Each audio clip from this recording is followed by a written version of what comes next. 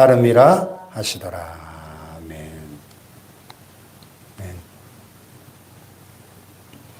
이 14장은 대역전의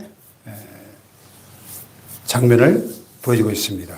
앞선 12장, 13장에서 무시무시한 하늘의 큰 영적 대전쟁을 통해서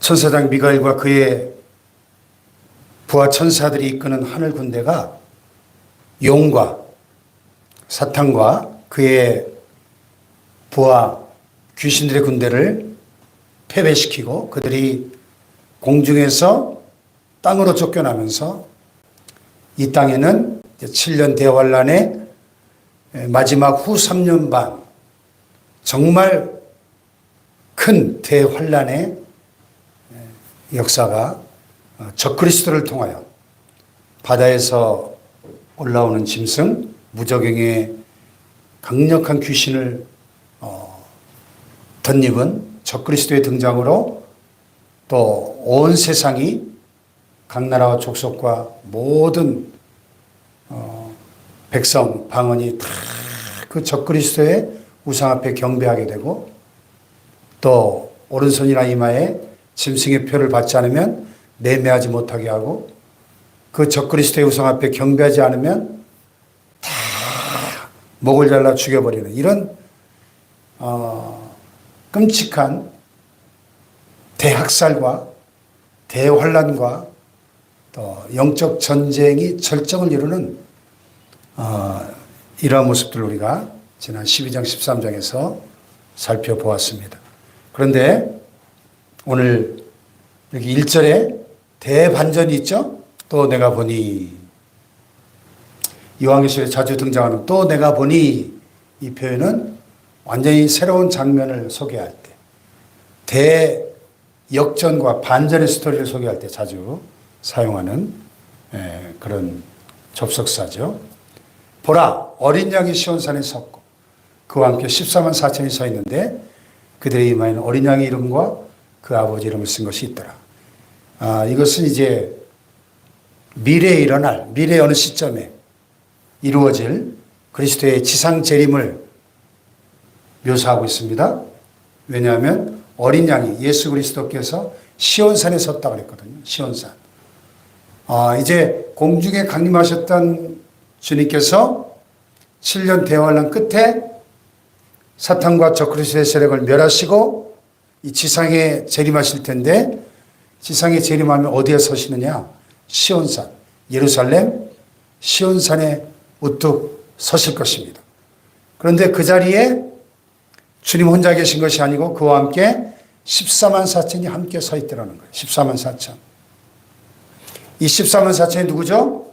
우리가 저 앞에 7장에서 이 대환란 7년 기간 중에 온 세계에 복음을 전하기 위해서 하나님께서 이스라엘 12지파 중에서 12,000명씩 특별히 선택하셔서 그 이마에다가 하나님의 인을 친 아주 특별한 그룹이라고 그랬죠. 유대인 전도자들. 인류 역사상 가장 강력하고 효율적인 선교를 하는 14만 4천 명의 유대인 선교사들이라고 했습니다. 그들의 이마에는 어린 양의 이름과 그 아버지의 이름을 쓴 것이 있더라 그랬어요. 그들의 이마에 인을 친 이유가 뭐예요? 이 마지막 대환란 기간 중에 적그리스도와 또 귀신의 군대와 이 악의 세력들이 수많은 성도들을 목잘라 죽이고 학살을 할 텐데 24만 4천만큼은 그들이 해하지를 못할 것입니다. 그래서 그 이마에 하나님의 보호를 상징하는 하나님의 인을 친 거예요. 그래서 이들의 사명이 다할 때까지 이 7년 대환란이 다 끝날 때까지 이들은 전 세계를 다니면서 하나님의 특별 보호를 받으면서 복음을 전할 때 그들의 전도를 통해서 수많은 유대 민족이 민족적으로 구원을 받고 뿐만 아니라 이방인들 가운데 각 나라와 족속과 백성과 방언에서 아무도 능히 셀 수 없는 큰 무리가 구원을 받게 될 것입니다. 할렐루야. 이들이 7년 대환란을 통과하고 지상에 재림하시는 주님과 함께 시온산에 서게 될 이 최후의 승리를 사도 요한은 환상 가운데 본 것이죠. 할렐루야. 그러니까 여러분이 이 지금 우리가 살고 있는 시대에 악의 세력들이 아무리 왕성하고 사탄과 그의 세력들이 마지막에는 적그리스도의 제국을 통해서 그 최후의 발악을 하게 될 텐데 악의 세력이 득세하는 것 같지만 결국 주님이 승리하시고 주님의 나라가 최후의 승리를 얻고 임하게 될 줄로 믿습니다. 우리는 이 최후의 승리를 믿고 인내하며 달려가야 되는 거죠. 그래서 여기 보면 오늘 말씀의 결론이 뭐냐면 12절에 성도들의 인내가 여기 있나니 그들은 하나님의 계명과 예수에 대한 믿음을 지키는 자다 그랬습니다. 성도들의 인내. 예. 이것은 물론 1차적으로 우리 대환란을 통과해야 할 대환란 성도들에게 주시는 말씀이지만은 또 확장해서 적용하면 모든 시대 모든 성도들이 인내로서 이 세상 사는 동안에 당하게 될 환난과 핍박과 또 믿음으로 인한 그 모든 고난을 우리가 끝까지 잘 인내할 때 우리는 최후의 승리를 얻게 될 줄로 믿습니다. 예. 그래서 이제 이 14만 4천의 정체에 대해서 하늘에서 큰 우레소리 같고 많은 물소리 같은 아마도 천사들의 합창소리로 보이는 이런 큰 소리가 들리고 또 이 14만 4천이 하나님 보좌 앞과 내생물 최고위급 천사들과 장로들 앞에서 새 노래를 부르는데 그 노래는 땅에서 속량함을 받은 14만 4천 밖에는 능히 이 노래를 배울 적 없더라. 예. 그래서 이 14만 4천은 이 대환란을 통과해서 살아서 죽지 않고 곧바로 천년왕국으로 들어가게 될 것입니다. 공중에서 지상으로 재림하셔서 이 땅에 천년 동안 왕노릇 하실 주님과 함께 살아서 천년왕국 기간 내내 주님과 함께 왕노릇하면서 천년왕국 기간 내내 주님을 섬기게 될 거예요. 살아서. 할렐루야. 이 사람들은 어떤 사람들입니까? 첫째, 여자와 더불어 더럽히지 아니하고 순결한 자라.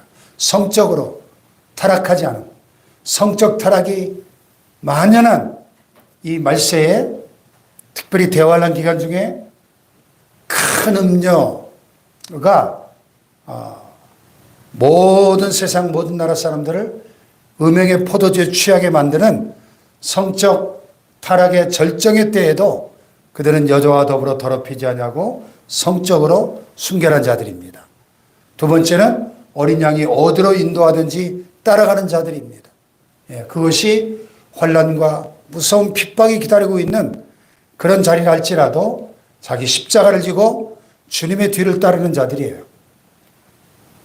세 번째는 사람 가운데서 속량함을 받아 처음 익은 열매로 하나님과 어린 양에게 속한 자들입니다. 속량함을 받았다. 속량. 예수 그리스도의 핏값으로 구속함을 받았다는 뜻이죠. 우리 모든 그리스도인들도 사람 가운데서 속량함을 받아 처음 익은 열매들이지만은 이들은 특별히 이 대환란 기간 중에 특별한 목적으로 선택된 첫 열매들이죠. 네 번째는 그 입에 거짓말이 없고 흠이 없는 자들이더라. 세상은 거짓되고 얼마나 거짓이 난무하는 이 시대입니까? 특히 이 대환란 기간 중에는 이 사탄이 적그리스도와 거짓 선지를 통해서 전 세계 모든 사람들을 거짓말로 미혹시키는 무서운 미혹의 시대인데 그들은 진실하고 흠이 없기 때문에 그 입에 거짓말이 없는 자들이더라 하는 것입니다. 이들은 14만 4천은 유대인 특별한 선교사들이지만은 우리는 이 14만 4천의 이 순결하고 아름다운 모습을 본받아야 될 줄로 믿습니다. 네. 그리고 이제 새 천사가 잇따라 하늘을 날면서 대환란 기간 중에 전 세계 모든 백성들에게 전할 영원한 복음을 가졌더라. 땅에 거주하는 자들, 그래도 그들에게, 이 불신자들에게 회개할 마지막 기회를 주는 거죠. 이제는 천사들이 직접 복음을 선포하게 됩니다. 이때가 되면. 자, 첫 번째 천사가 공중을 날면서 뭐라고 외칩니까? 큰 음성으로 하나님을 두려워하며 그에게 영광을 돌리라.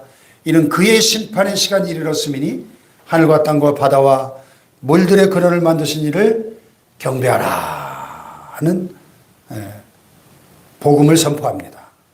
예.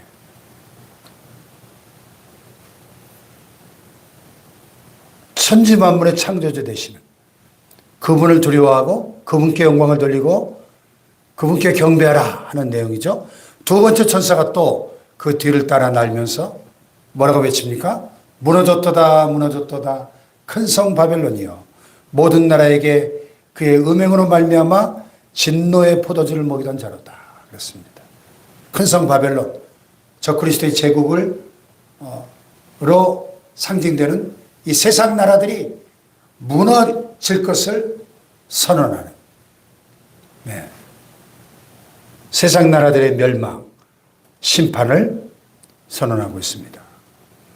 또 세 번째 천사가 그 뒤를 따라 큰 음성으로 뭐라고 선포합니까?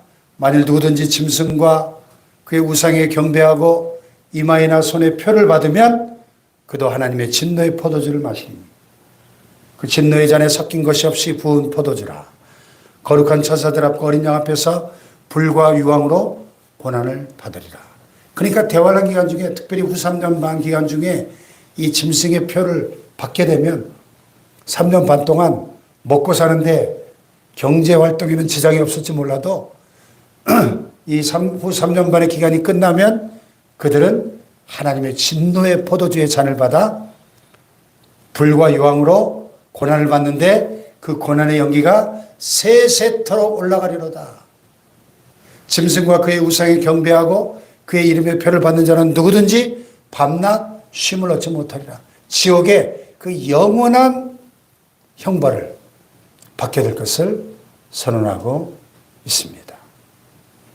그러므로 여러분, 이 땅에서 환난과 핍박과 또 때로는 순교를 각오해야 되는 그 모든 고난의 시간들이 결코 영원하지 않고 길지 않을 것입니다.